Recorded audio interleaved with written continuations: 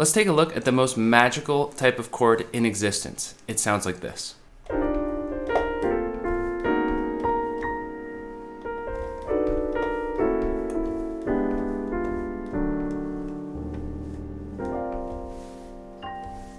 In this video, I'm going to break down exactly what I was just doing there, and I'm going to show you how you too can formulate some gorgeous progressions using this exact type of voicing. And by the way, this is actually somewhat of a formula that you can use. Now, the way this video is going to work is each piece is going to build on the next for you to achieve the exact sound that I actually just showed you. So be sure you stick around till the end, because the most important concept that's going to help you unify all of this together is coming at the end of the video, but you really do need to understand each piece of the video to get there. But really quick, if you're new to the channel, please click subscribe and the little bell to turn on notifications, and also hit that like button if you already know you like my content. I also want to let you know that I have a completely free course now available about solo piano techniques.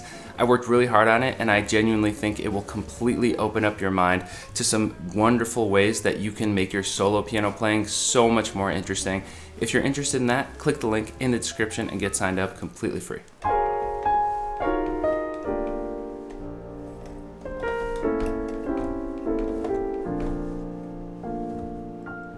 All right, so let's dive in. I'm gonna show you how this style of voicing works. I'm gonna show you a few different versions, and you're gonna be amazed because it's actually so simple. Of course, it gets a little trickier in the actual application, but I'm gonna show you how all of this works, and you should be able to use this very, very well. All right, so the basic voicing structure here is just a fundamental closed voicing root position structure. What do I mean by that? I basically just mean 1, 3, 5, and 7. That's it.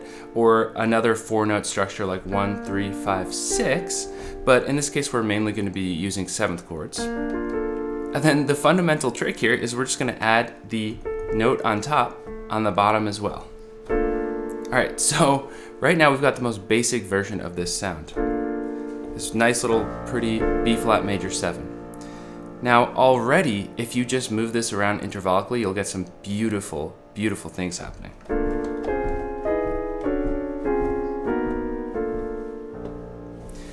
What do I mean when I say intervallically? Well, all I mean is that we are literally moving each note in the chord the exact same distance. So this is a B flat major 7, D flat major 7, E major 7, D major 7, right? So the structure always stays the same.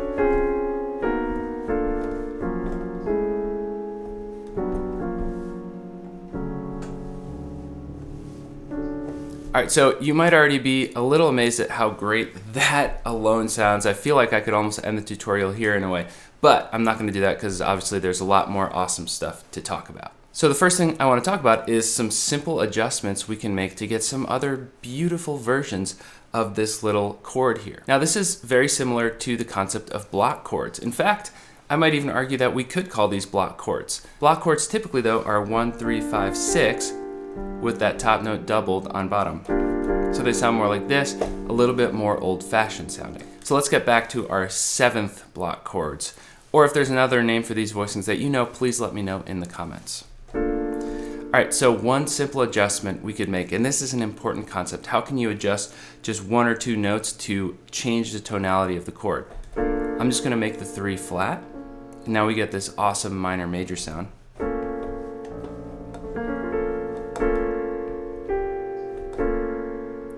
Awesome. Now, in my opinion, the most important thing here is actually that we keep a half step on the bottom. So if we actually do this, so now we actually adjusted to a B flat minor 7.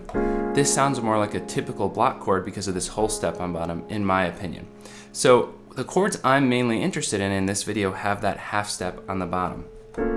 So we can do a minor major here. We've already got the major 7. What else could we do? We could do this. Beautiful sound as well. It's actually a B flat major 7 with a sus4. Instead of the 4, we could also make it a sus2. Really pretty sound. But now I'm going to reveal to you probably the most important piece of this lesson, which is the diminished major 7 chord. So if we have a normal diminished 7, we would have 1 flat 3 flat 5 and double flat 7, which is the same thing as 6. But if instead of that double flat 7, we just have a major 7, we now have a diminished major 7 chord. Already a beautiful chord, but if we add that little octave on the bottom, now we get this sound. So awesome. And check out how it resolves to the B flat major. Really nice. And by the way, this chord also works over A, because now we basically have an A7 with a flat 9. And if we add the 7, you'll even see that on screen here. And check out how this chord sounds when we move this around intervallically.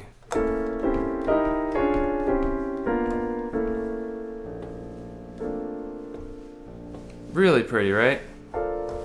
Now, if you're getting a lot out of this voicing tutorial and realizing, hey, it would be amazing if I had tons of voicings to work on that I knew were really beautiful sounding and professional, check out the Modern Piano Voicing Dictionary that I put together with all of my favorite chord voicings in it in every single key. Link is in the description. And also, if you just want to take your solo piano playing to the next level completely for free, I worked really hard on the free course that you can also get by clicking the link to that in the description as well. All right, so you might have noticed I actually did a little something interesting here. I actually added an extra note. And so in this case, what I did was I added the 9. So we just have a beautiful clustered voicing here with this cluster on the bottom. And what if we tried to do that with some of our other chords here? That's really nice too. Or how about this? Interesting as well. Check this out. I'm gonna add that in too. Really interesting. Now I'm gonna show you a couple more concepts that are really, really important here. Inversions. If we're gonna use these to voice melodies, we're gonna need to be able to do some inversions here. It'll look like this.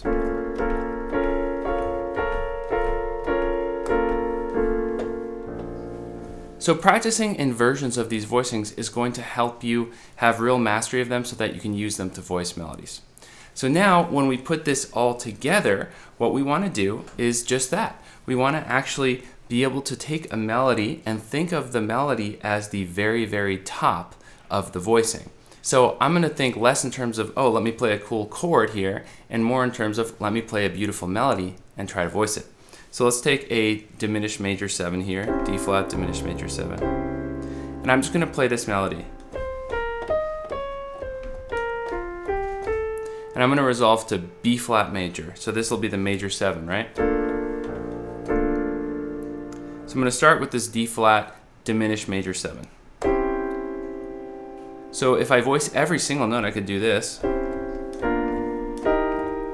And so far, this is just that one chord.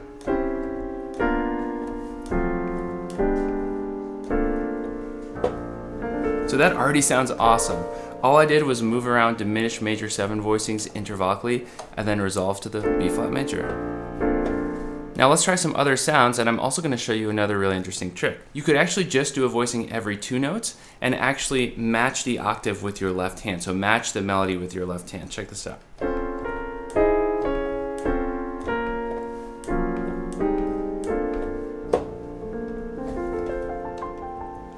And at the end there, I just did sequentially moving major 7 chords. And remember, you can always delay the resolution with the diminished major 7 and then resolve. And that right there is how you use these absolutely magical chords to voice and harmonize a melody. So I hope you found this tutorial useful. If you did and you're new here, be sure to click subscribe. And if you got a lot out of this, please hit that like button. It really helps me out. And don't forget to watch the new free solo piano course. Again, link is in the description. All right, thank you so much, and I will see you next time.